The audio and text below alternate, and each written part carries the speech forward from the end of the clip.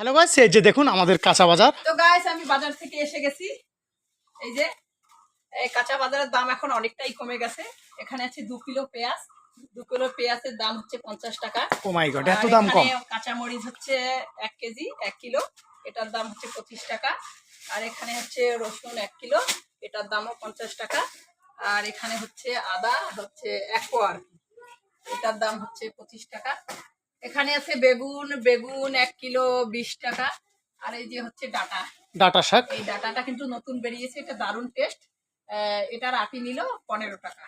ও মাই আর এই গড। যে এখানে আছে জিরার দামটা কমই নাই। এটা হচ্ছে 100 গ্রাম জিরার দাম হচ্ছে 70 টাকা।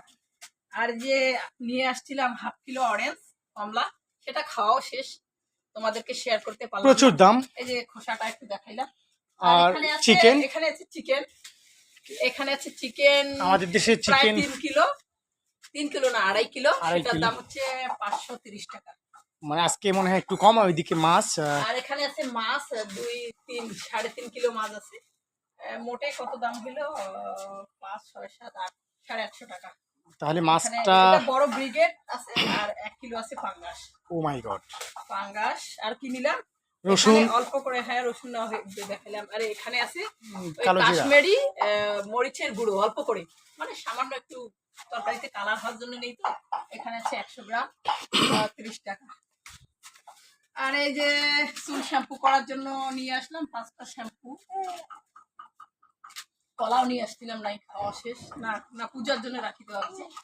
আর নিয়ে আসলাম কি চানাচুর আর মুড়ি, সেটা পটে রান্নাঘরে রেখে দেওয়া হয়েছে। তো এই আর কি আজকের বাজার। এই বাজারগুলো মোটামুটি এগুলো তো বোধহয় 10-12 দিন এগুলো চলবেই। মাছ মাংস প্রায় 6-7 দিন চালাইতেই হবে। মাছ মাংসগুলো মানে রিসেন্টলি ঈদ আসছে, তো ঈদে মার্কেট একটু ঈদে বন্ধ মার্কেটে থাকবে। যাবো না, 5-7 দিন এগুলোই চলবে আর কি। টানাটানি করে যা চলে তা চলবে। 5-7 দিন যাবে না, 2 থেকে 3 যাই দিন। হোক, একটু আর নিরামিষও আমাদের যে আছে। আরো সবজি টবজি আরো আগেরই হ্যাঁ, আছে, আলু তো বাড়িতে আছে আমাদের, কারণ এই আর কি। হ্যাঁ, আরেকটু বর্তমান বাজার করতে হবে এখান থেকে, শাইনুরের দোকান থেকে। সেটা আমাদের হচ্ছে লোকাল বাজার যেটা। তেল, আটা, চিনি, সেমাই।